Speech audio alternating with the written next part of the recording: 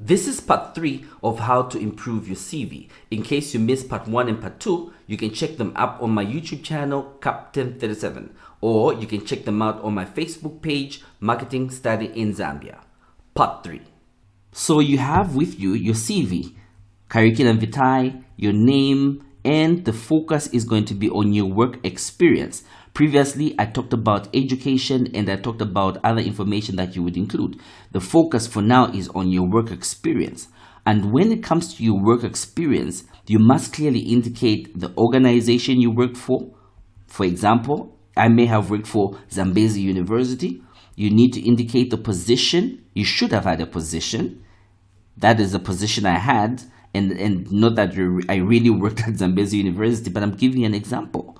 You should clearly indicate the date, and in this particular case, I put 2020. If you started a position in the same year, for example, you started work in February and stopped in April, you can simply put 2020 or 2021 or whatever year it was. It's perfectly fine. You don't have to indicate the months. Why?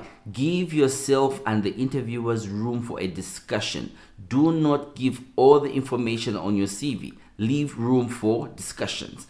If, however, you work for a longer period of time, for example, from 2014 to 2019, you can put 2014 to 2019. Remember that you also need to be strategic when you put information in your CV.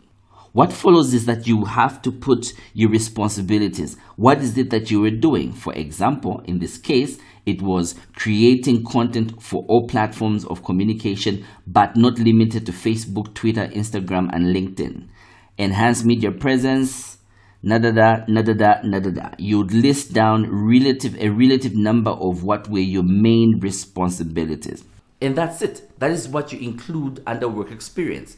If you worked for more than one company or you worked in the same company and you had different positions, you can clearly indicate those. Remember, and this is very fundamental, that you need to list them down starting with the most recent. So if, for example, your most recent job was digital media support specialist, before you had that job, you were quality assurance officer, and before you had that job, you were assistant call center supervisor. You need to list them down starting with digital media support specialist, quality assurance officer, and call center supervisor, assistant call center supervisor.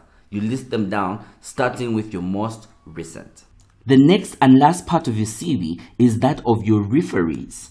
The persons who are going to attest that indeed they did work with you and indeed what you indicated on your CV as being your responsibilities are what you were really responsible for, and the position you indicated is what position you actually held.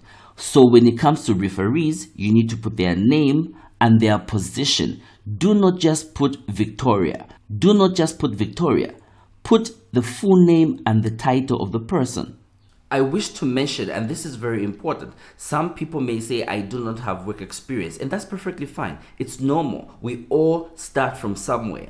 If, however, you have had the opportunity of working, for example, in your uncle's shop, it could have been in a saloon, it could have been what may have seemed to be an easy job, even if you were not getting paid. If you can get that particular experience, put it together, you can put that on your CV. Why? Because you actually worked. You gained experience. If you were sent from one place to another to go and negotiate, whatever it is, purchase of rice in bulk, you are actually working and you are gaining experience. It may be indeed a family business. It may be for your wife, for your brother, for your sister.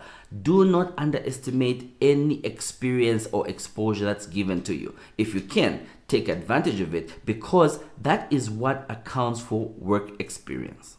You must also indicate the organization this particular person works for and also where the organization is found. Also very important is that you should include their contact information.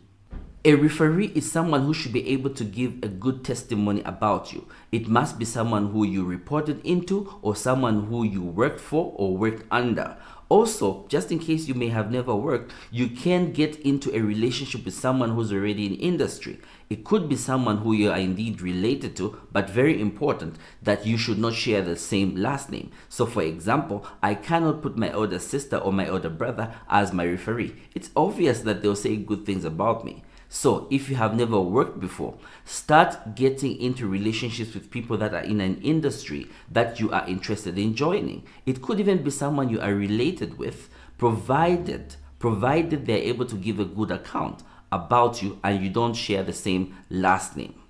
Generally, it is accepted to have 3 referees. So again, you indicate the name of that particular person, their position, the organization and where the organization is located, and much more importantly, their contact information, whatever mobile number it is, and if they have an email address, you include that particular email address.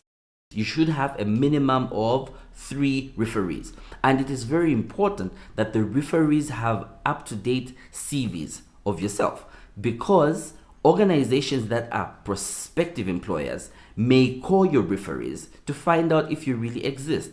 And so it is important that your referee not only knows you, but they have some detailed information about what you have done, what you can do, and possibly other information related to your suitability of a particular role. In the next and the last video, I'm going to talk about what I haven't covered, such as computer skills. I've seen people put that, and I have seen a debate, and I have read some people say you should not put Microsoft Word as one of the computer skills that you have, or computer programs that you're able to use.